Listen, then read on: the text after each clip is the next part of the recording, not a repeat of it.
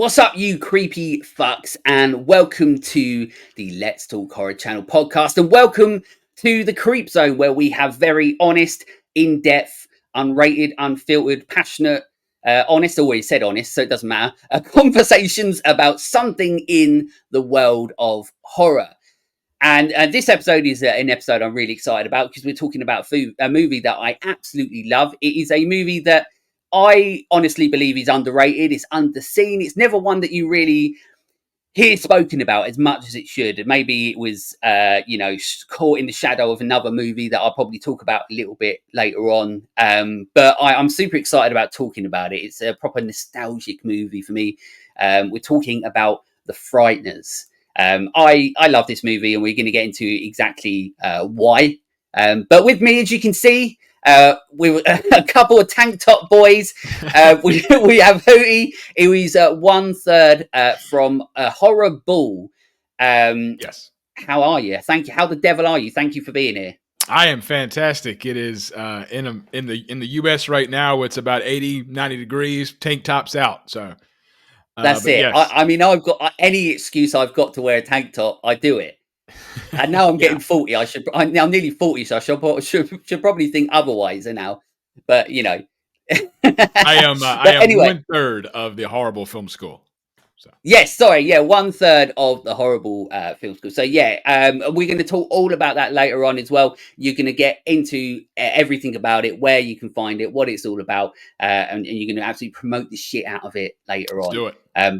But we're going to have a great time now because, as I said, we're talking about a movie that, as I said, I love. I get proper nostalgic for, and there's lots of reasons why, and there's definitely reasons as to why this film is worthy to be. Nothing. I don't say that sounds like I run like something really prestigious. I don't run something prestigious. Basically, we're talking about Frighteners, and we're going to have a good time. So it was released in 1996. Which to me, seems not that long ago, but it was actually a fucking long time ago, which is crazy. It's directed by Peter Jackson. If you think that's a familiar name, then obviously he went on to direct some big Hollywood blockbusters such as Lord of the Rings, King Kong, but he got his roots and he started in horror, which is obviously one of the other things I'm sure we're getting to as well. It's starring Michael J. Fox, the absolutely legendary Michael J. Fox. Trini Alvarado, which is probably completely wrong, which is why I pronounced it a little bit jazzy. Jake Busey, who's the son of another crazy-faced man. What's his dad's name? I've forgotten now. Gary Busey, both crazy-faced. Point Break. One is probably learnt from the father's lessons of not to be so crazy. But he's in this as well. Dee Wallace, the incredibly underrated and underappreciated Dee Wallace. I'm going to go fucking well into that. And Jeffrey Combs, who also underappreciated, who is absolutely phenomenal in this. And I can't wait to start talking about the cast in this. What a great cast. There's obviously loads more people, but I forget who they are. So IMDb, we have it at 7.1% and 71% on Rotten Tomatoes. So, it's up there. Does it deserve more? I mean, for IMDb, like we've mentioned before on this, if IMDb has anything above 6, it's considered a masterpiece. That's high praise for a horror film. Yeah, exactly. For IMDb, Rotten Tomatoes 71%. I mean, it should be higher on there, but this is the way of the world. This is Rotten Tomatoes. It's not exactly, as prestigious as this show. Google so the Google synopsis wise is actually quite shit for this film. After a car accident that killed his wife, Frank discovers that he can communicate with ghosts. Later, a demonic spirit appears and starts killing people, and Frank may be the only one who can stop it. I mean, I suppose it don't give much away for the film. That's the good thing about Google Synopsis. But it also doesn't tell you all the interesting stuff about the movie and how good it fucking is. That was very bland. That was like white bread, Wonder Bread there. It wasn't great. So one of the things that I always like to start before we really get into it is if you remember, when did you first see this movie? When did you first see Frighteners? So to age myself, I was 5 years old when this came out. So I obviously did not see it in theaters. But I became a huge fan of Back to the Future and Teen Wolf and Michael J. Fox's early work. And so I have an older brother who's 8 years older than me. He introduced me to the Frighteners because it was on Yeah. HBO. And it was on HBO for a long time. And I just have memories of watching this with him when I was 7, 8 years old.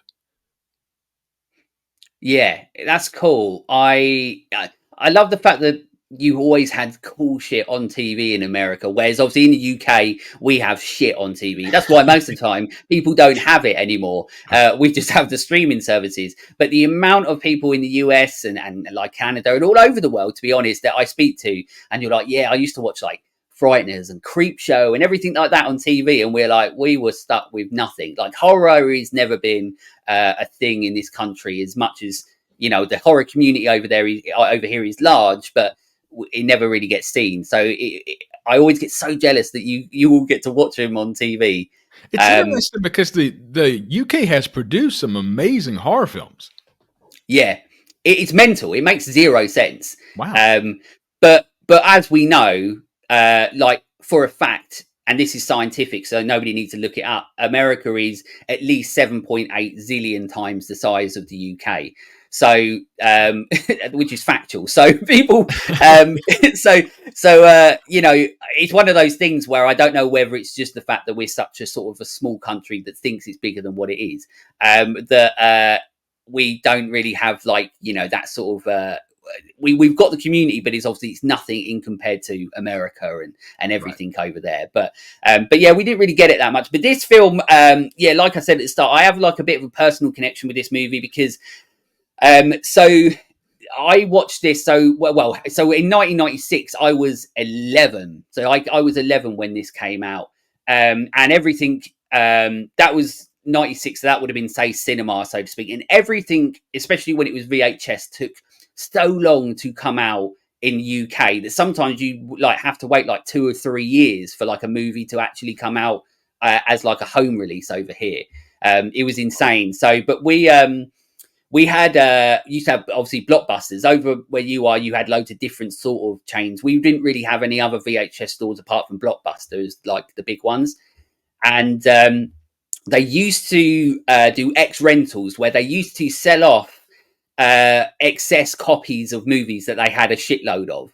And they used to basically essentially put them in this giant bin where it was like 3 for 20 quid, and you could go in there, pick them up.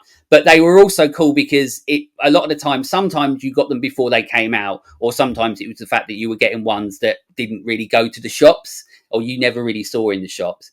And Frighteners was one of those. So I remember that I got Frighteners on a birthday of mine. So I would have probably been about 12 or 13 because I got it. I can't remember the 3 that I got. The only other one I remember is I got this and Wishmaster for a birthday. Oh, what a banger.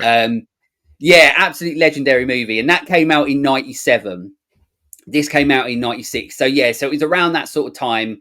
So I was probably about 12 or 13. I got this film, Wishmaster, and something else that I honestly can't remember in these big X rental sort of boxes.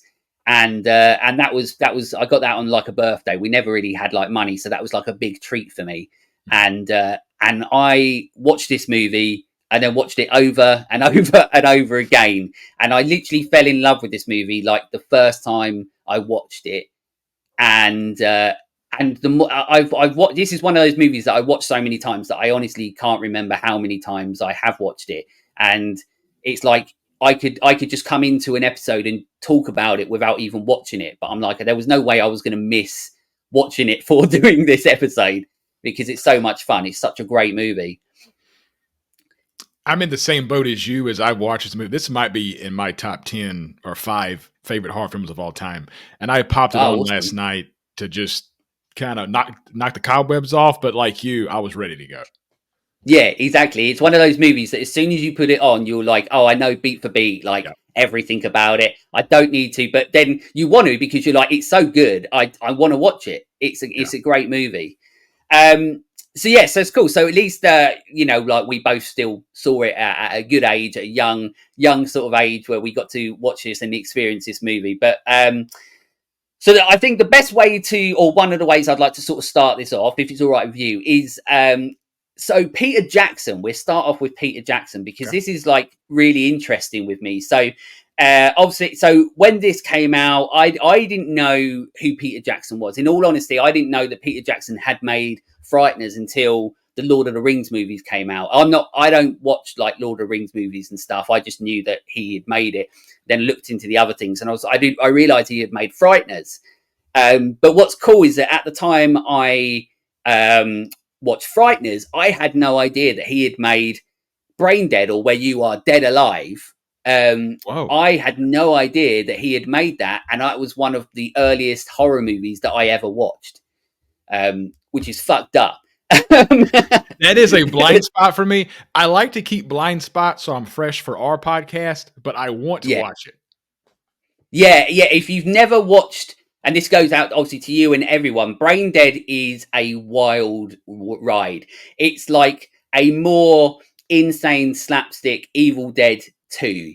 Oh, It's absolutely mental, but the effects in it are great.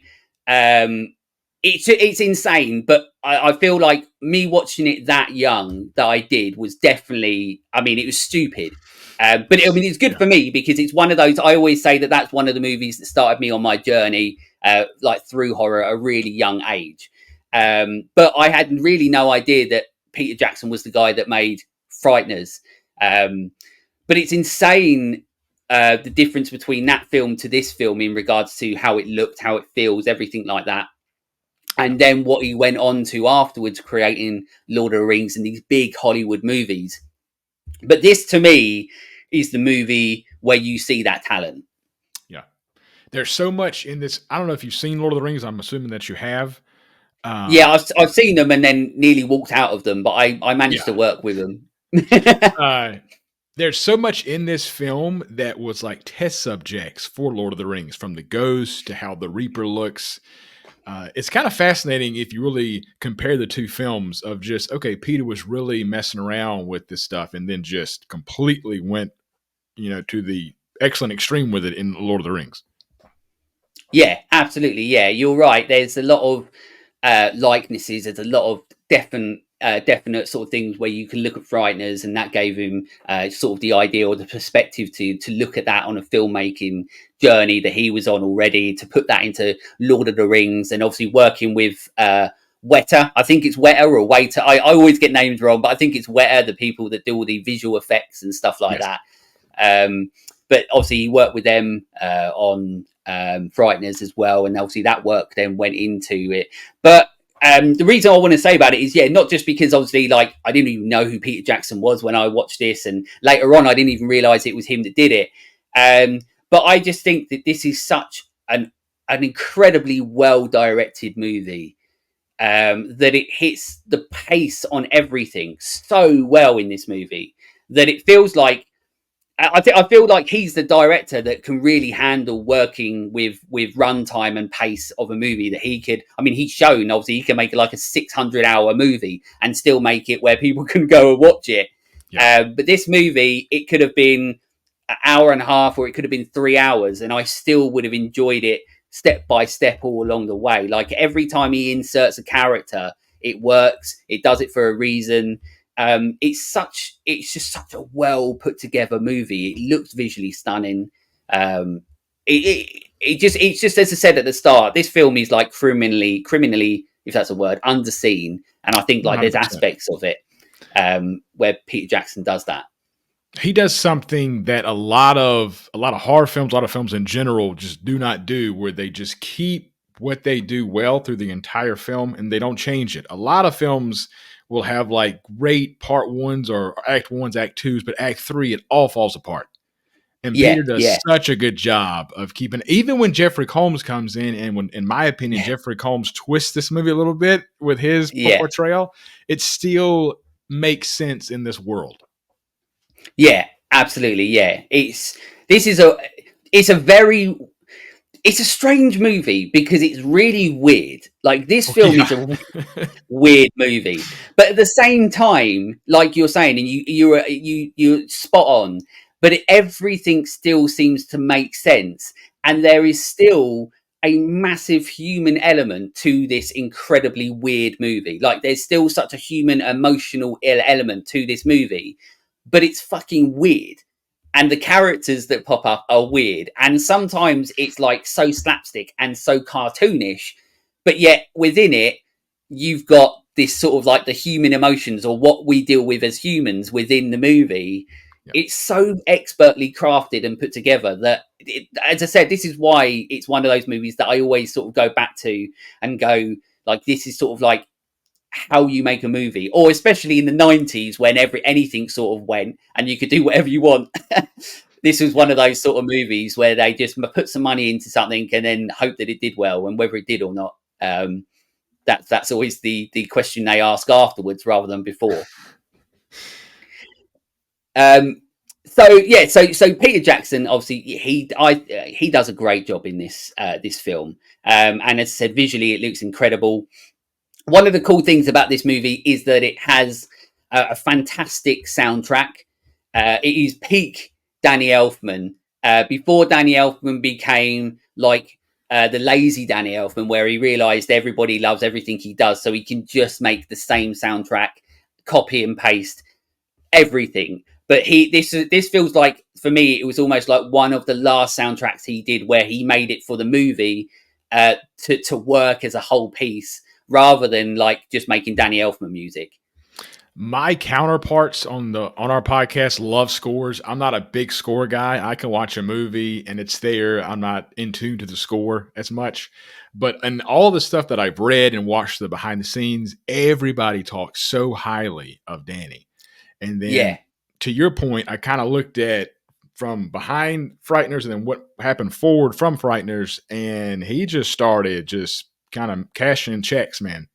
Yeah, that's literally it, because he got to a point very similar to Tim Burton. Like, Tim Burton now sells the Tim Burton aesthetic. That's the thing. And, that's what he's doing with things like Wednesday and stuff like that. He's cashing in on the Tim Burton aesthetics. Hopefully he's not going to ruin Beetlejuice when that comes out. I'm looking forward to that. I hope that he doesn't, I feel like he's almost forgotten how to make a movie or make stuff, because everything he's done for a while hasn't been great. And I do love Tim Burton. I think he's great. But Danny Elfman, like you were saying, after this, it felt like he was selling Danny Elfman, and he was on autopilot creating those sort of soundtracks. But that's why this soundtrack is so good, because even from the opening, when we're gliding through everywhere and we're going through the window, which is an amazing shot, through this rat hole, and then we cuts us straight to like Dee Wallace, and she's running away, and you've got the crazy mum, and obviously at the start you think like the mum is like a fucking dick, you think that she's trapping her daughter in the house and stuff like that, and then obviously later on we find out that it's completely different. But that sort of flowing thing, and the way that Danny Elfman's score goes on that, and then when you've got the lighter moments, the more emotional moments, he's choosing what he's doing with those sort of aspects of it. That as a theatrical sort of score, it makes you think more of the movie than going, "Oh, this is a Danny Elfman soundtrack." And then, like I said, and like afterwards, it sort of went to shit where he was just selling Danny Elfman stuff. And then the film ends with Fear the Reaper. So I mean, it was absolutely. And there's a cool little. I'll speak about that later, but there's a cool little references that this movie has with another movie that came out in 1996. You'll probably know exactly what I'm talking about. But there's a couple of instances that I may have got written down here, or I might not and fucking forgot about it. So we'll soon find out. But one of the things that you have to talk about, because obviously, this is something that's always important to me. It's also one of the main selling points of a movie itself. And this is something that I'm sure we're going to talk a lot about is the performances. This movie has some absolutely incredible performances. Now, I'm not going to start with Michael J. Fox, because that's where I want to end on, because not the whole episode. I don't want to just end on talking about Michael J. Fox and saying bye everyone.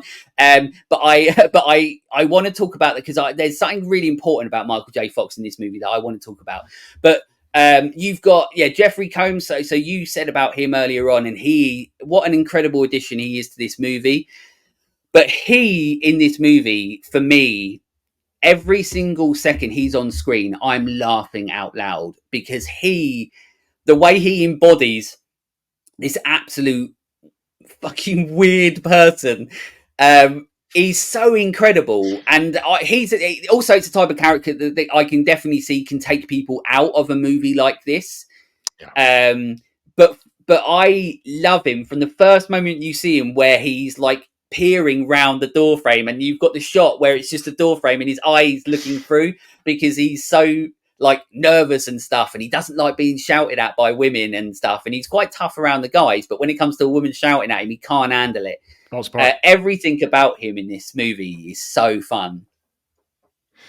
He's a guy who, through my journey as you've been on with your podcast, I have really just learned to love Jeffrey Combs as an actor. He's not been in a lot of stuff, but the stuff that he's in, he bats 1,000. Yeah, he's all in on it. Like, you can never ever. He's never been someone that half-asses anything. He's like, if I'm doing this, I'm doing it. Like from Reanimator to From Beyond. And then obviously all the other Reanimator movies, even those ones, like he's fully on board. And in this movie, he fully embodies the character he's creating for this movie, and he makes it his own. And what I love about it is that it makes you start thinking about, well, if they'd have got someone else, well, then it wouldn't have been as memorable.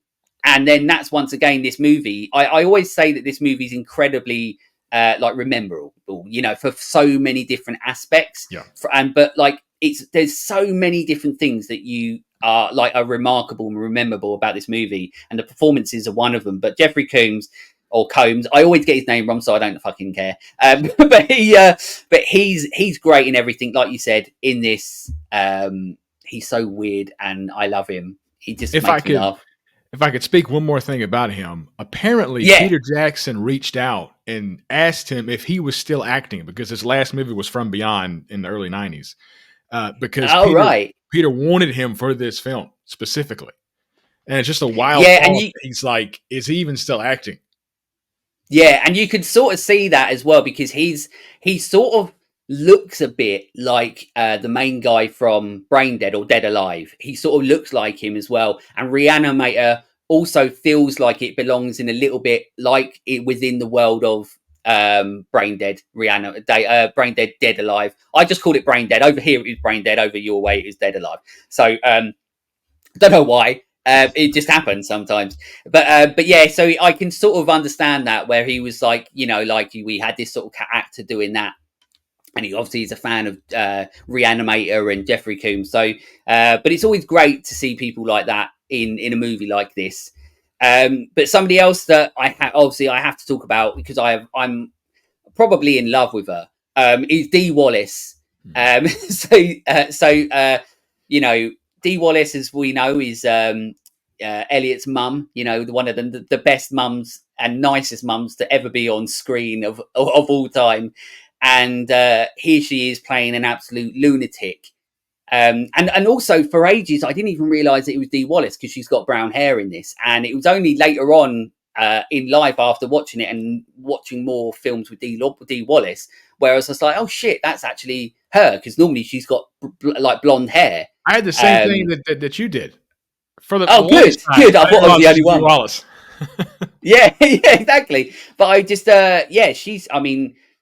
she's another one that gives 100% every single time. Like her performance in Cujo is one of my favorite performances ever. I've got a list on my phone of favorite performances of all time. It's probably up to about 20 people at the moment, but like Dee Wallace is on there. I just think she's another person that embodies emotion so well, like a different sort of thing. Like she's weird in this movie, but like not weird, but she's more believable weird. She's not like out there crazy person in the way Jeffrey Combs is. She's more like a psychopath, and you genuinely believe that she could be doing the things that she's doing. It's that teeter-totter that Peter Jackson plays with, to where I think if she was as crazy as Jeffrey Combs, it might have ruined the film.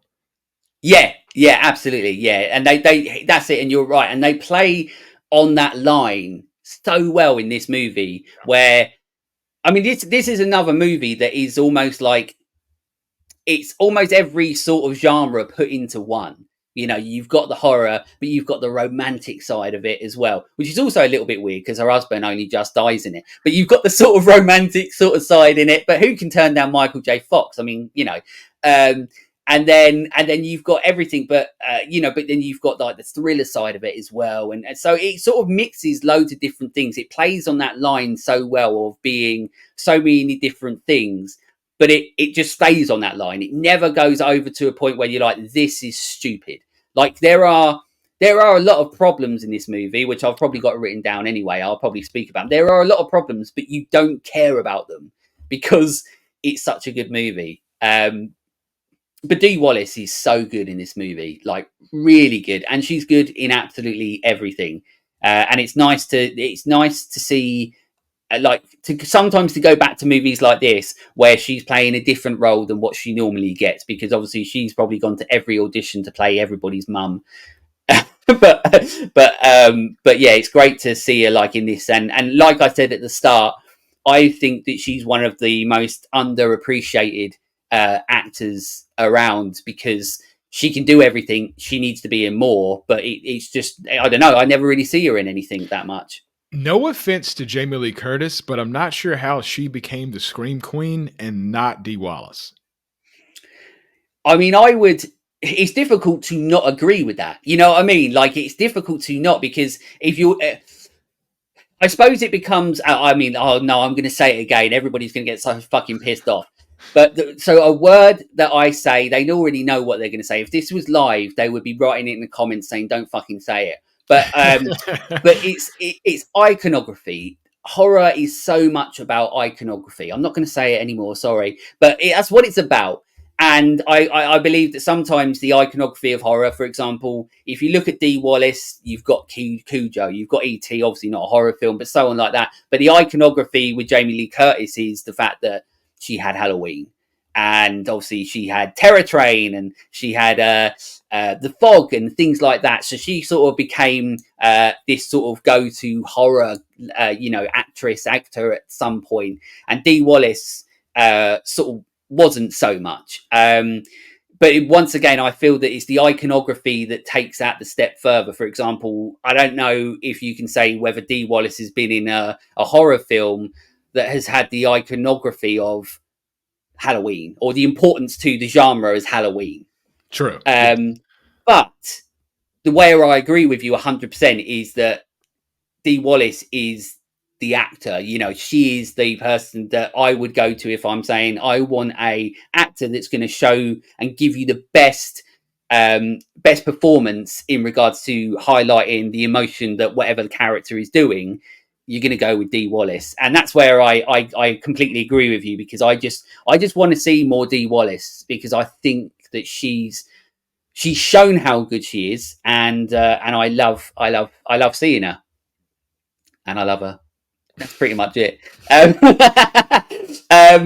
But yeah, there's loads of other people. Jake Busey's in this. He's fantastic, playing. Fuck's sake, what's his name in it? Literally, I've spent my whole life remembering his name, and now I'm sitting here, and I can't remember the character's name, and that has pissed me right off. I'm gonna get it. Okay, go ahead. Go on, Johnny Bartlett. Johnny Bartlett. There we go. Yeah, you got it. That's it. And do you know what? What's really pissed me off is that is a name in my brain that I go to all the time when I'm thinking about things, or when I was watching him Stranger Things, and I was like, "There's Johnny Bartlett." But now I'm sitting here in front of you, and now I'm like, I'm a fucking idiot and can't remember his name. So this is what happens when you're as shit as this as me. But James Busey, yeah, he's great. He's great at playing a psychopath. He works great. The chemistry between him and Dee Wallace, fantastic. He is on edge the entire every scene. Yeah. He is just. I mean, yeah, I believe that he's a damn psychopath. Yeah, he's so good, especially in so later on in the movie. He obviously, when he becomes more apparent in it, because we learn that obviously, you know, you've got this Grim Reaper character going around doing all these things, marking people's heads. Going around killing all these people, and obviously that's the name of the movie, that Michael J. Fox is going around and he's essentially trying to stop this happening, and he's got obviously got a past where all this stuff was happening, and there was Michael J. Fox's wife dies in the movie. Well, prior to the movie, and there's the connection between it all there.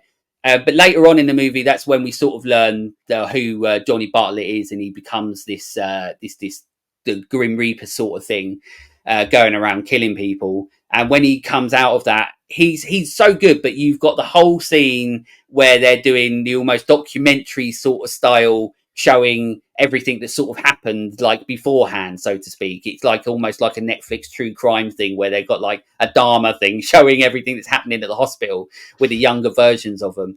And he's so good when they've got the reporters around him and he's shouting stuff and that. And like you're saying, you're exactly right. You genuinely 100% believe that he's a real psychopath.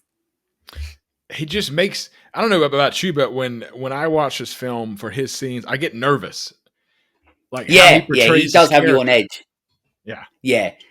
He's like the embodiment of like an evil person on crack.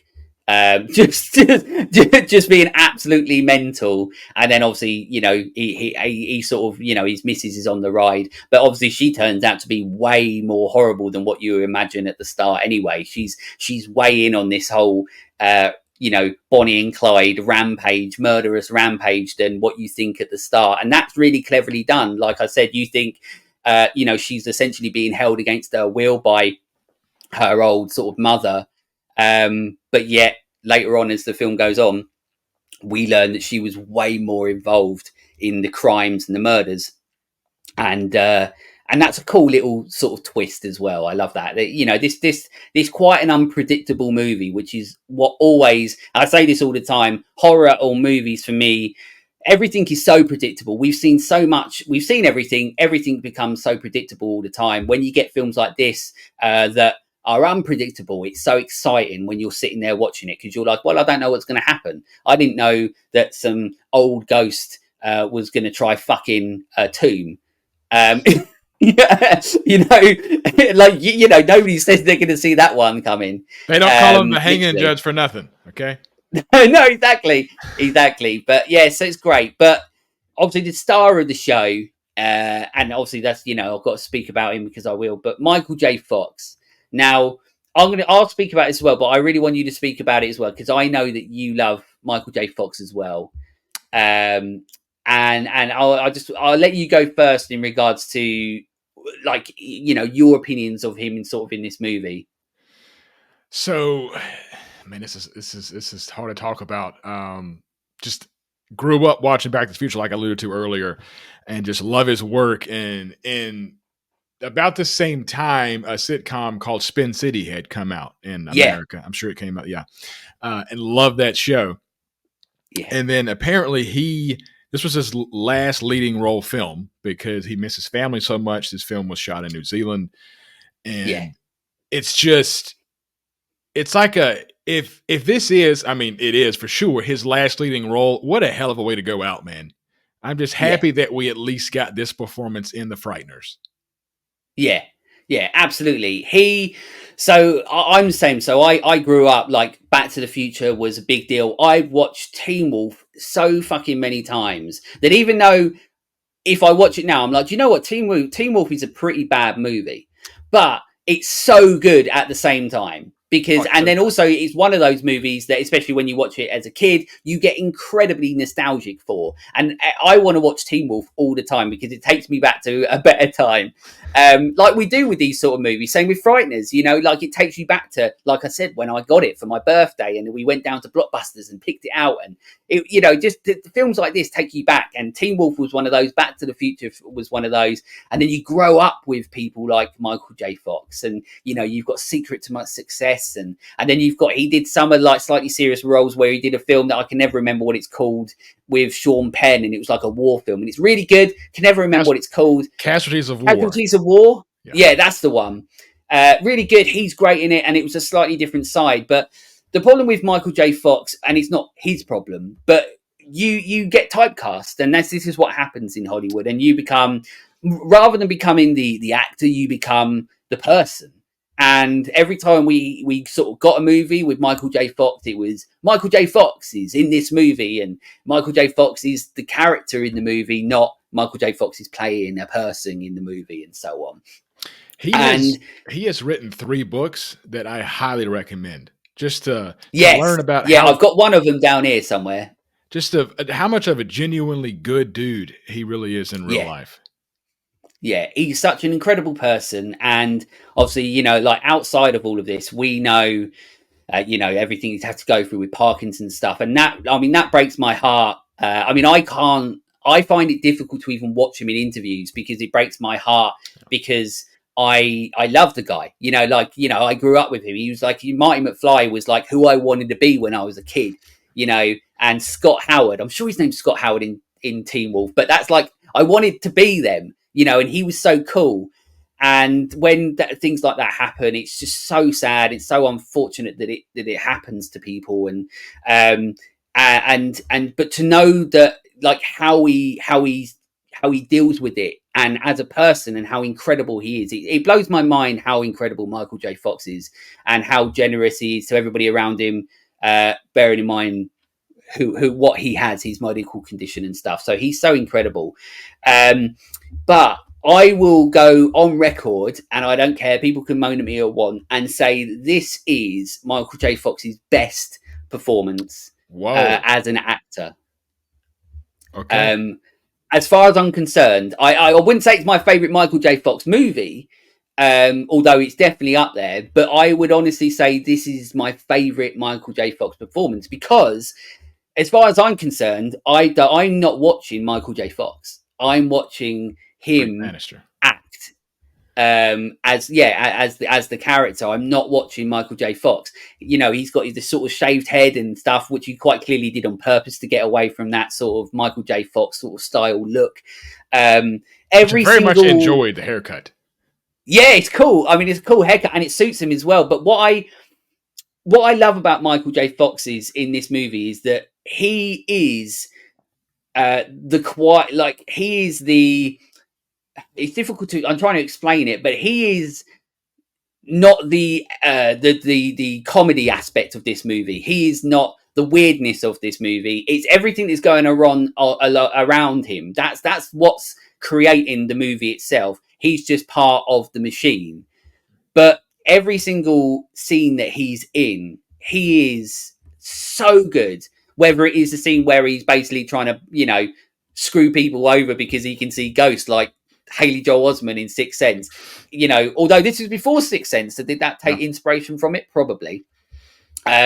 Or the elements that I love the most, where he's showing essentially his acting chops. I feel like this is the movie where he shows his range more than any other sort of movie that I've seen him in.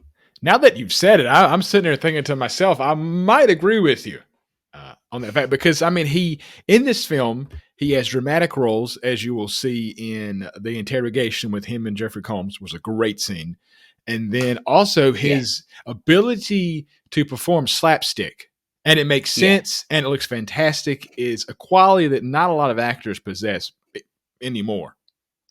Yeah, no, absolutely. You're right. And yeah, that's it. It's like once again, just like the movie itself, he's constantly on that line where he's never pushing it too far. He's always exactly where he needs to be. And also, I can never stop looking at his eyes, not in like a desirable way, although it is Michael J. Fox, but I can't stop. His eyes in this, like, he's constantly on the verge of like tears in this movie, in almost every scene, and you can feel the weight of the past, of everything that he's been through on him.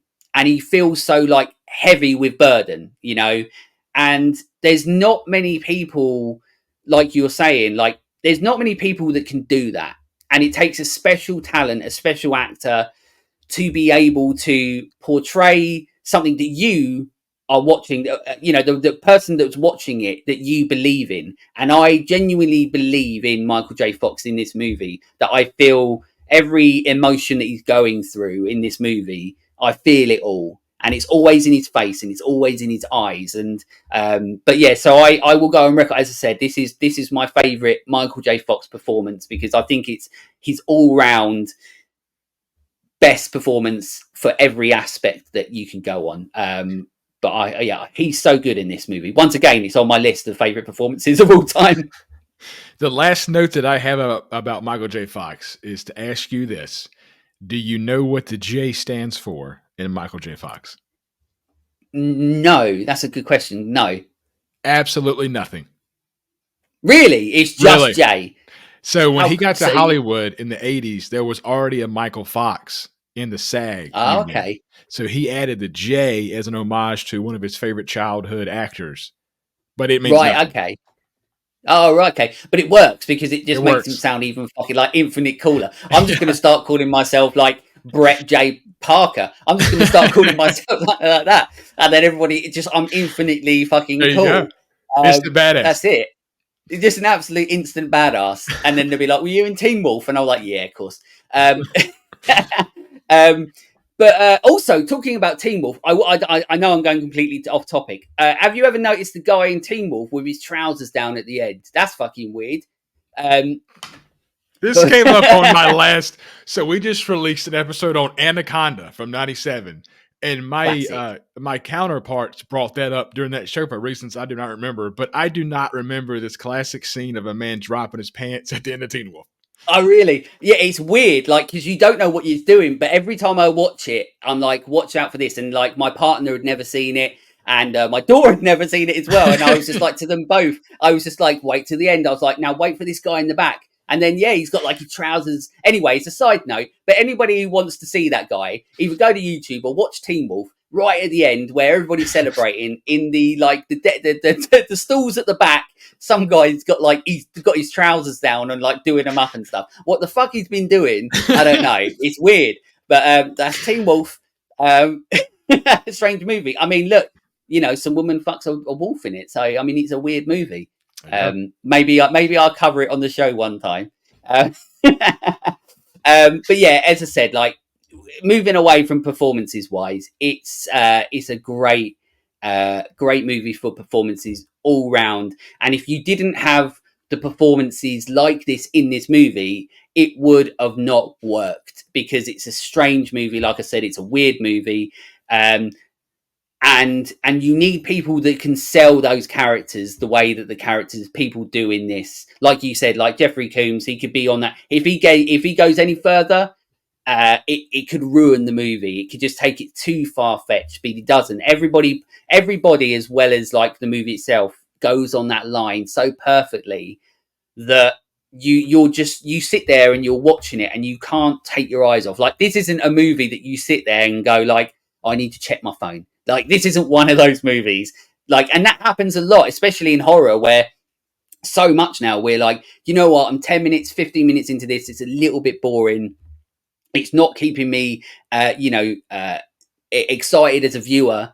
But this isn't one of those movies. From start to finish, you're like, oh shit! Like I'm invested, even though you've seen this like 100 times. I think that's 100% kudos to Peter Jackson Yeah, of just yeah, being able to direct all of these, because we've all seen films with great ensembles that are just fucking train wrecks. But this was yeah, definitely not the absolutely. case. No, exactly. And this is why, like, as I said, it's one of those movies that I feel like it's so criminally underrated, underseen, because it just ticks every box. But like I said, this film isn't without its problems. Like, there's a lot of like really like dumb things that really like. Even like as a kid, when I watched it, I was just like, I don't understand how this works, and you might be able to explain it to me. But like things like there's moments where ghosts, like at some points they can go through anything they want, but then sometimes like they get stuck in a door, and I'm like, I don't get it. So like I don't. There's sometimes where the idea of like the ghosts and that it doesn't necessarily work for me. Now there might be some reason as to why, but I don't think it's ever explained in the movie. Like for example, there's a bit where the ghosts are stuck in the trunk. And you're like, oh, okay, well, if they're ghosts, why can't they just get out? Or they go into his house and they get stuck halfway through the door. But yet, any other time, they're going in and out of jail cell willy nilly whenever they want. And I'm like, I don't understand the logic. I have nothing to give you to help you with that logic because I'm in the same boat Okay, as well, at you. least it's not me then. Good, because I thought I was just being the dumb idiot as usual and completely missing something. Where Michael J. Fox gave some like lore that I, for like however many years later, I was just like, oh, I've missed that completely.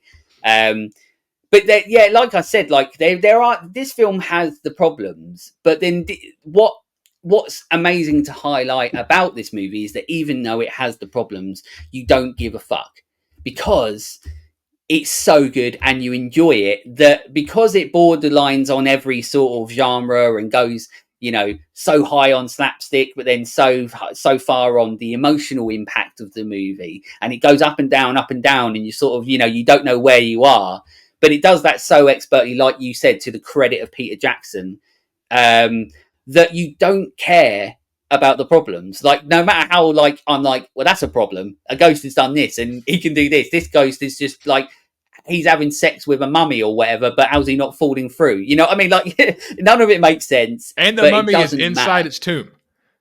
Yeah, exactly. Yeah, the money's in. Yeah, the mummy's inside, and then he gets out, and he says something like really weird, like "I like it when they lie still," which is so fucked up. Yeah, that was Um, not aged well. it's not aged well at all.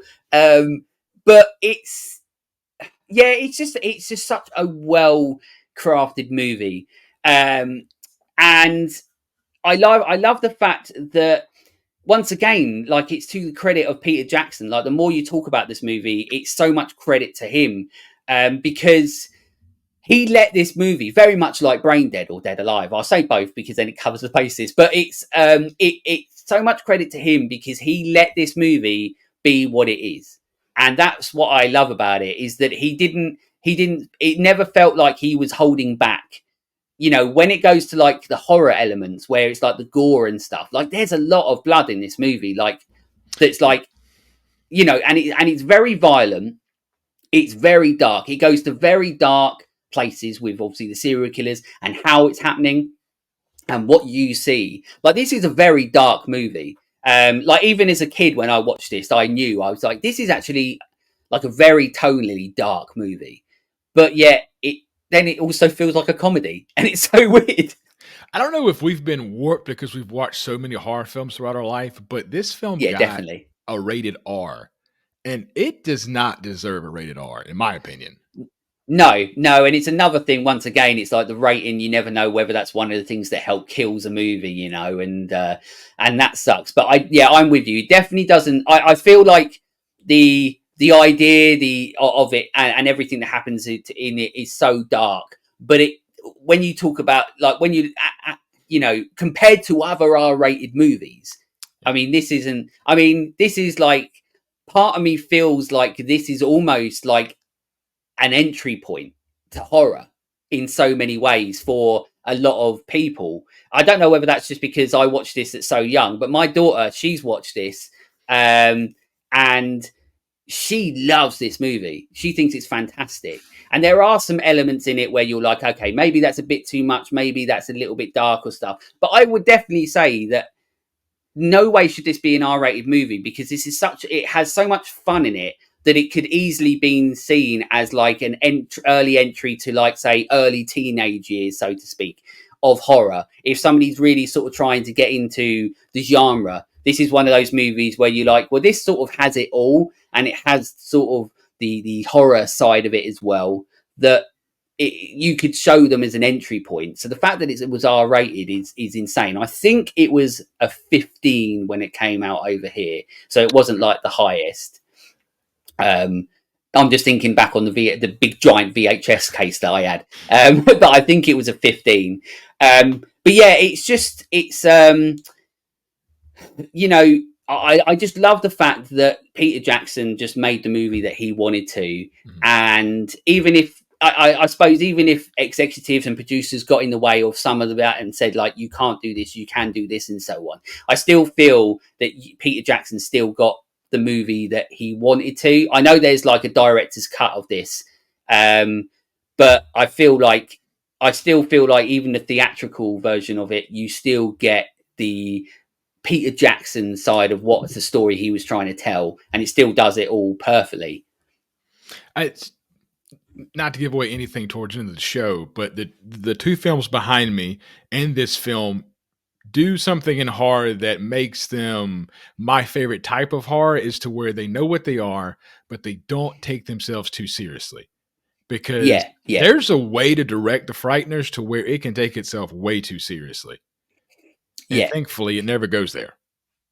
Yeah, absolutely. And yeah, you're right. I mean, there's so many different directions where this movie could have gone. Like you could have literally made this like a Casper, you know, like a kids sort of movie where it's Yeah. just some guy like a Casper Ghostbusters sort of thing where some guy's going around, he's got to go and get these ghosts and then little things happen and stuff. This could have easily been like one of those sort of movies. Or they could have gone the full-on R-rated route, you know, with serial killers and blood and guts and everything everywhere. But like I've said, and like you said, throughout the whole episode, that it treads that line so perfectly, that it never goes above and it never goes below. You never lose attention from this movie. You're always excited about what's coming next. It's just so fucking good. I absolutely love it. Is there anything? Have you got anything that you want to talk about before we get into like our overall thoughts later on? Is there anything else that you have to talk about this movie? I think we've covered everything that I had jotted down.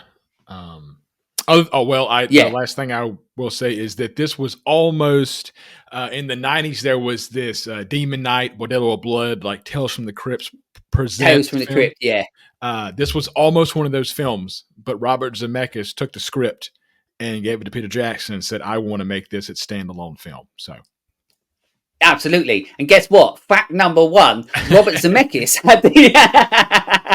So yeah.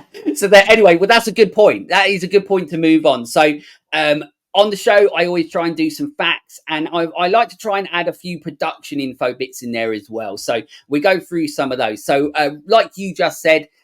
Rightly so, Robert Zemeckis, he had the intention of directing The Frighteners as a spin-off film of the television series Tales from the Crypt, which he helped produce.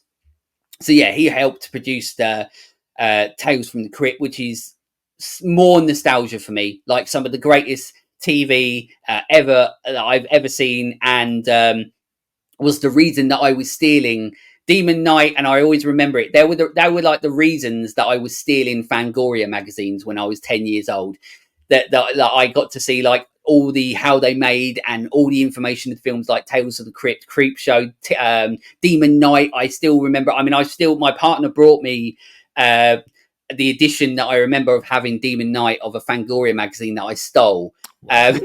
But I've got that edition, but I love Tales from the Crypt. But you can see it, you know, like within this movie, that it would have been a really cool, interesting Tales from the Crypt episode, but we get so much more of it as a movie, and also it wouldn't have been Peter Jackson, you know, doing what he does so well. And you think about it from a budget perspective, Peter Jackson was obviously given a large budget here. What would it have looked like as a Tales from the Crypt film? Yeah, yeah. Yeah, absolutely, and it would have just had Billy Zane in it, and nobody wants that. That's true. Just in a purple spandex. 6 weeks into the shoot, cinematographer Alan Bollinger, which is obviously pronounced completely wrong, had a serious car accident. His replacement John Blick later alternated duties with Bollinger for much of the rest of the shoot. One of those, you know, usual sort of stories within the Hollywood where from almost every movie that gets made, someone nearly dies or something happens. Unfortunately, it was him. And but yeah, so that happened. Michael J. Fox, I love this one. Michael, and actually, I'm pretty sure, I don't know if it's on the Blu-ray, but I'm pretty sure there's actual videos of this, so you can see him do it and mess up all the time. But Michael J. Fox repeatedly blew his lines by calling the character of the judge, Doc, the name of Christopher Lloyd's character in Back to the Future. And I'm pretty sure that I've seen it, unless I dreamt it, I don't know. But I'm pretty sure basically there's videos out there of where he's in the scenes, but he's constantly calling the guy Doc, which is awesome. But yeah, you know, it just goes to show his sort of affection for that character of, you know, that Christopher Lloyd plays, and how long obviously he spent time doing it. And but yeah, it just makes you wonder, like, You know, there's 3 films, but how long did he play that character to where it's just ingrained in his mind to where he sees an old white-headed white man and he's like, "Doc." Yeah, that's it, dog. And also, like, how bad does that must make Christopher Lloyd feel? Like, That's also true. That's true, yeah. um, Michael J. Fox performed many of his own stunts in the film. Ironically, he broke his foot by a simple fall while filming in the forest at night. Sir Peter Jackson said, Sir Peter Jackson, I don't is he Sir? I don't know. I've put it in there. He is now, apparently so. But Peter Jackson said Fox's injury was actually a blessing in disguise because it allowed him to work on the script some more and edit some of the film scenes while Fox recovered for a week. So, out of the misery of Michael J. Fox's foot, Peter Jackson was pretty happy about it, apparently. The way they had to film this, the ghost scenes with humans, it was hard for the actors because they didn't act looking at one another. They did complete opposite sessions. So during that time, Peter was able to put together pieces of the film to show his actors exactly what they were doing, and apparently it clicked. And the review of people just being like, okay, I understand what this movie is now. Right, okay. But that's cool. Once Yeah. again, like, it must be just Peter Jackson's just got like that magic touch. Apparently so. I really hope he does. I hope he returns to a horror one day. Like, I really do. Like a full blown horror. It's sort of like the whole Sam Raimi thing. Like, I want Sam Raimi back. I want him to come back and make a horror movie. Doesn't have to be Evil Dead. I just want him making a horror movie. And the same with Peter Jackson. I think Drag Me to Hell was a pretty good film. Oh yeah, I mean, I love it. Once again, I feel like that's another sort of underappreciated movie. I believe, Drag Me to Hell, because it's another movie I don't really see spoken about too much. But if you're a fan of Evil Dead, like, there's no way that you can't admire Sam Raimi going back and making Drag Me to Hell and just going full Evil Dead. It's such a fun movie, and actually it's one of the movies that my partner refuses to watch when I want to watch it because of the scene where she's sucking on that woman's face. But it's so Sam Raimi, and I love it. So that's Drag Me to Hell. That's a great movie. I love going back to that. But I just hope one day Peter Jackson, because of Brain Dead, and I love Brain Dead. It's so good. And I hope that he one day just goes back to and goes, fuck it. Fuck Lord of the Rings, fuck Hobbits. Well, I hope he doesn't fuck them. But I mean, like, he might do that. I mean, they spent a long time there. You never know. But yeah, hopefully one day he just goes back to horror and gives it a go. So the last one that I've got here as well is there's a small plot hole in the movie. One of the complaints Cyrus has with Frank is that he wants new clothes. Then Frank said that he can't have new clothes because he died in the 70s, which establishes that ghosts can change clothes, but later can't change clothes. Sorry, but later Stuart is seen taking off his jacket, and in the scene of Ray's funeral, the ghost of Sergeant Hiles has an army uniform, and then he switches to a combat uniform equipped, basically showing that they can. So basically, it fucking does what it wants. It does what it wants. And once again, it's an example of, like, I don't give a fuck. I don't care. Let it do what it wants. It's got Arlie Ermy just playing a bloody drill sergeant again, because that's obviously what he does. And he does it so well that he's in it and he just does what he wants. And if it was any other way, then you'd probably be pretty disappointed.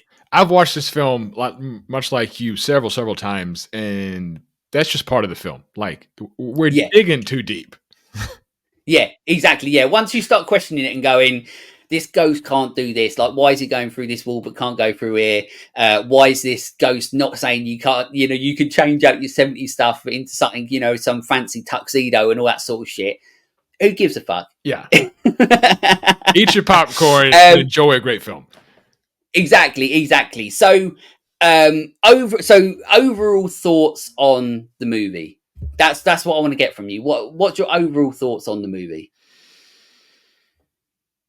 The Frighteners, as I've alluded to, is in my top favorite horror films of all time. It's able to one of the genres within horror that I do not usually care for are ghost films because they just come off as campy most of the time.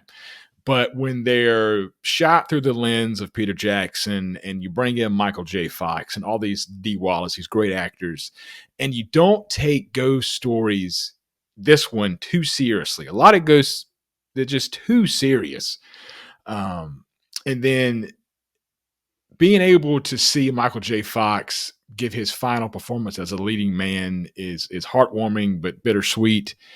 But overall, just happy that we got it at all. The CGI, I mean, it doesn't hold up, but you have to Yeah, look at that from, I mean, you can't 96. compare it. We're wearing those 1996 glasses. Yeah. So to me, this is on our podcast, we do a letter grade, and this is a B plus Right. for me. Awesome. Yeah, and I love it's so cool that it's in your like top five, because it's not, like I said, I love it when a movie like this, strikes a chord with someone to be that high up in their ranking of something like, of horror movies and stuff, when one, there's so many, and two, it's a film, like I said at the start, it's underrated, it's underseen. I love the fact that it's up there for you. But I'm with you, like, this is a type of film that's a joy to talk about, because one, I get nostalgic with it. It makes me reminds me of when I got it and when I first watched it and the amount of times I've watched it. But as we've mentioned throughout it, it is a masterclass in directing in regards to creating a film that hits every point of the movie, start, middle, end, perfectly. Like, there isn't a dull moment in this movie. It's exciting the whole way out. You can't wait to see where it's going. You can't wait to see the resolution of the characters or what's going to happen to them. There's the twists and turns, like of Dee Wallace's character as well, that you don't see sort of come in, and or if you do, it's still exciting when you get there. So Peter Jackson is incredible. Michael J. Fox, like, as I said, like, all the performances are great. Jeffrey Combs, whatever, I always get it wrong. Dee Wallace, absolute heartbreaker she is, but she's so great in this movie. Now I know that it's her in it, and Michael J. Fox giving my personal favorite Michael J. Fox performance.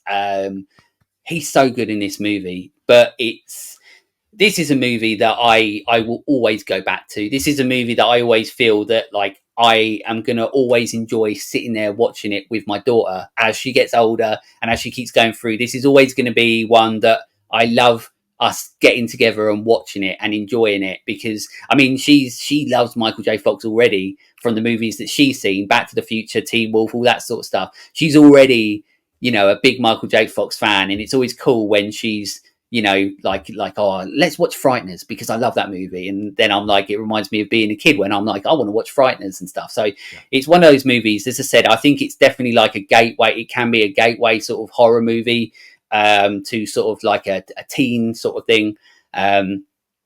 But it's difficult to not say that this is like a perfect movie in regards to what it's trying to achieve and how it achieves it.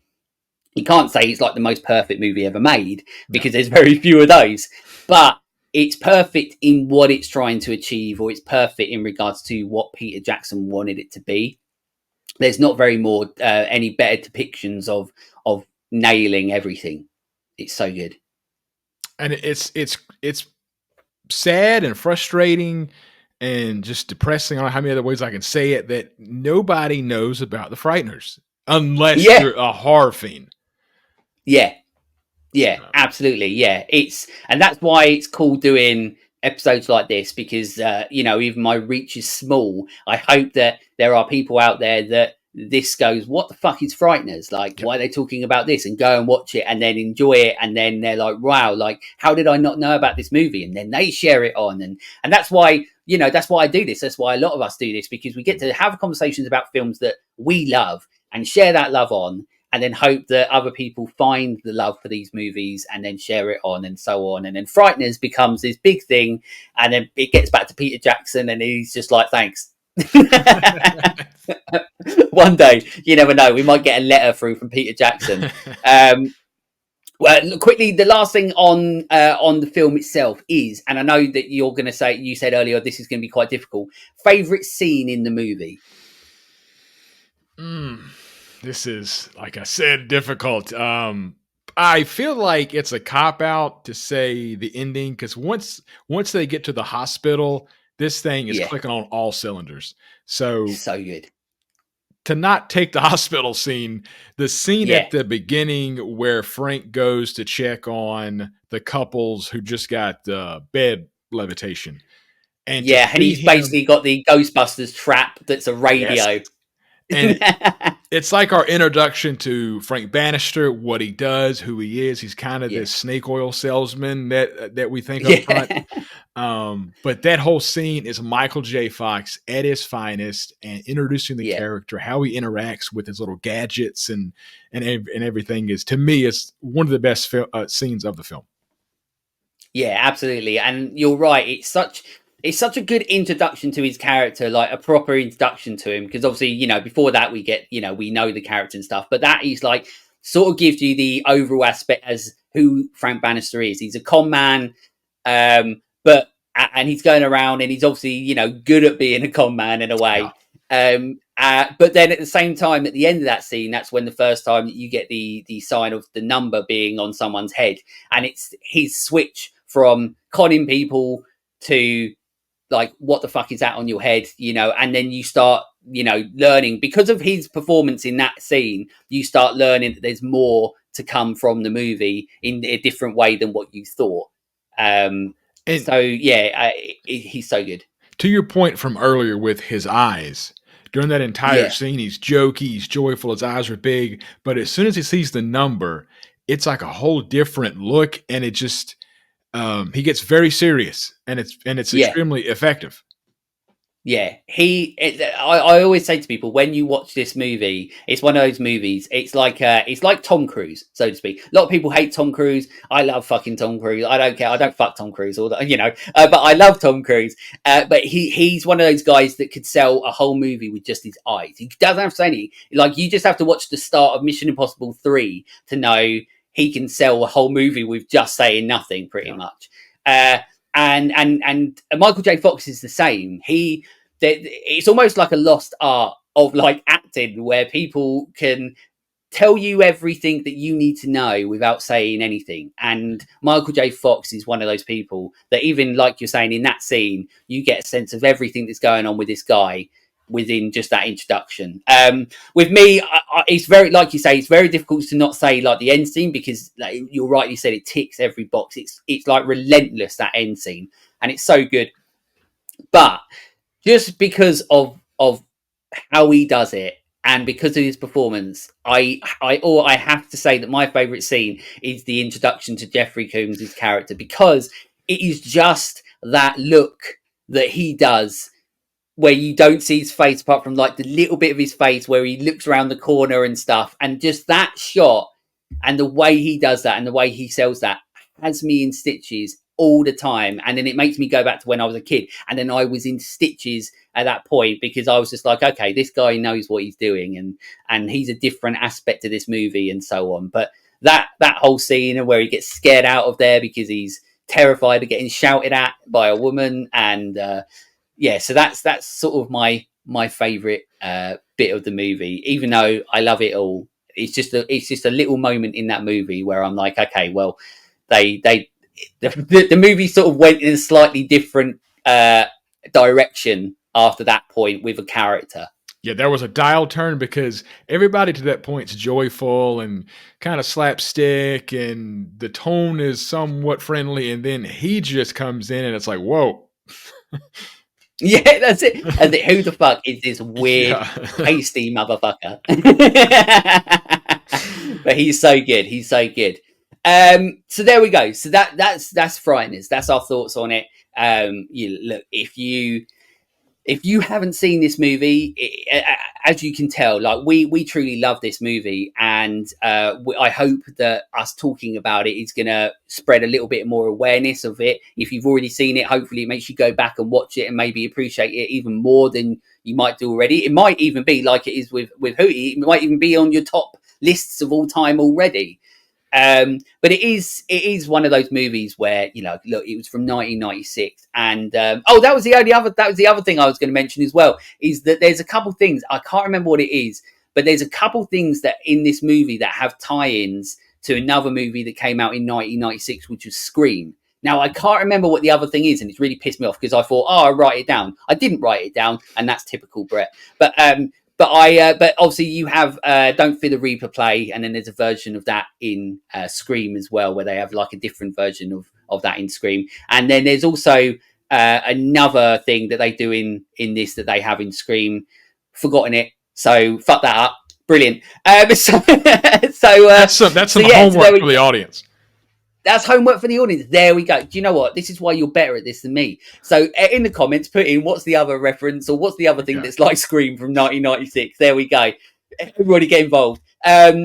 So part of the audio podcast and the video podcast and everything like that, whether you're listening to this, watching this, one of the segments that I've always done since starting the show, and obviously now doing this on the video podcast as well, is the segment Your First Time. That is where I ask you amazing horror fans out there. I mean, don't even have to be horror fans. You amazing people out there to send me over in detail, or as much detail as you can, your first horror movie memory that you can remember. And I add it into an episode. So the one that I've only got one. And the reason that I've only put one in here is because this is literally like a fucking Stephen King style story. So I'm going to try and get through it as quick as I can. But it's such a well put together horror movie sort of memory that I had to have it in, and I was like, I'm just going to leave it as this one, and then obviously ask yours as well. So this one was sent over to me by David, who's from the We Need Roads podcast. You can find them. He sent me this on Instagram. You can find them at We Need Roads. Now I'm going to try and read this in my best sort of story voice. Which doesn't work because I'm common as muck and can hardly read. So we give it a go. But this is what he sent me. So he said, I'll try and paint a picture of my first horror moment. A 9-year-old me is being babysat by my older brother, who wants to watch a new horror film he's been given called 13 Ghosts. Not wanting to do his brotherly babysitting duties, he tells me to stay in the room. However, the rebel in me refused, and I was desperate to get a glimpse of this film I wasn't allowed to see. The next moments were burned into my memory. Watching through a creak in the door, I see a beautiful woman looking into a mirror in a very bright bathroom. The camera then slowly moves through some glasses resting on the side near her, and the room turns red with blood. We see in the reflection of the mirror another woman, pale, with cuts all over her. It's at this point I become so scared of what I'm watching, I just freeze. Freeze in place. Should have read that a bit. Too afraid to move. My brother notices me watching and does nothing, letting me watch on in horror as the woman with cuts is now in a bath filled with blood. The other woman is totally unaware of her presence and begins to run the water. Now my loving brother thinks it might all be too much for me, but at this point, the damage was already done. It was a good few years until I was brave enough to take a bath again. Even to this day, I still don't fully trust them. And there we go. So, I mean, that's such an incredible story. So thank you so much for David from We Need Roads podcast. Make sure you go and listen to them on obviously any podcast platform. What a great first time memory. I love this segment. In fairness, I started this segment when I first started the show over 3.5 years ago for selfish reasons, because I love talking about horror. It's called it's called Let's Talk Horror. You know, like that's it. So it's so cool that I get to read these first time nostalgic memories from people, put them into the episodes for all of you, and hopefully everybody enjoys them. But Hootie, what is your first time horror movie memory, if you can remember? I'm sure you can. Well, I got to say that was well put by that. It's insane, isn't it? It's going to be hard to top that one, but the biggest piece. Again, I have an older brother who is 8 years older than I am, so I got to see a lot of stuff that I probably shouldn't have at a young age. And the biggest one that comes to mind is the original It with Tim Curry and Pennywise. Okay. I watched that. It's probably one of the first, if not the first, horror film at 6 years old, which ruined me for the rest of my life. Like clowns to this day freak me out. Yeah, but one scene in particular is when I forget which character is, but they go into the shower and there's this shower drain in the middle of this like high school gym, and Pennywise begins to come out of that shower drain in a really badass claymation style. Yeah. And it's just terrifying. And to a 6-year-old, I mean, my God, I was traumatized. And it didn't help that we didn't have a lot of money, much like you do when I was a kid. And my parents, in the shower, the cap was off of the shower drain, so it was just a hole in the shower. Oh no! And so every So, time, like, nightmare fuel. Every time I took a shower, complete nightmare fuel. I'm just staring at that drain and just thinking, well, Pennywise is coming at any moment now. So there we go. I mean, I did cool. take showers though. So.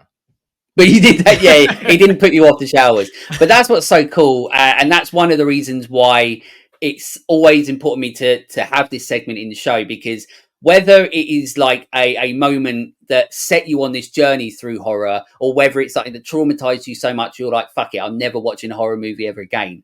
We never forget our first horror moments and our first experiences. And like with yourself, like, even though there was like nightmare fuel and trauma from it, so to speak, and you know, you couldn't go in the shower without thinking about it, horror is so impactful that it never stopped you. You didn't stop.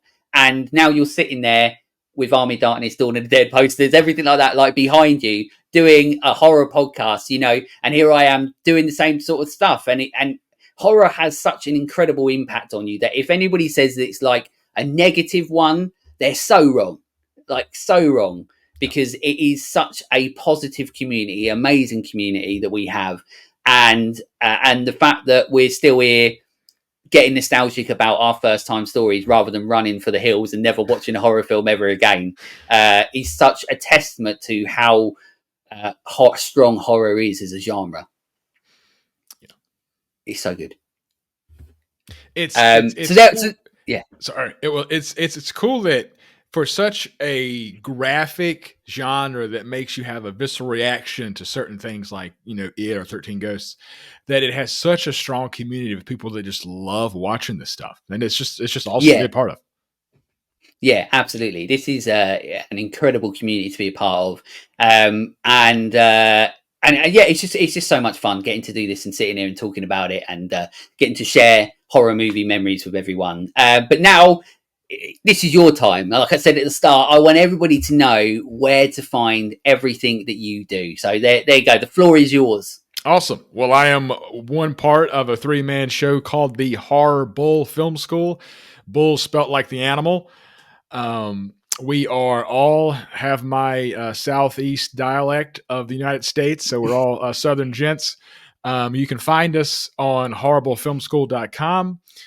There you're going to find our merch store and links to every podcast platform: Apple, Spotify, Amazon, Stitcher, the whole 9 yards.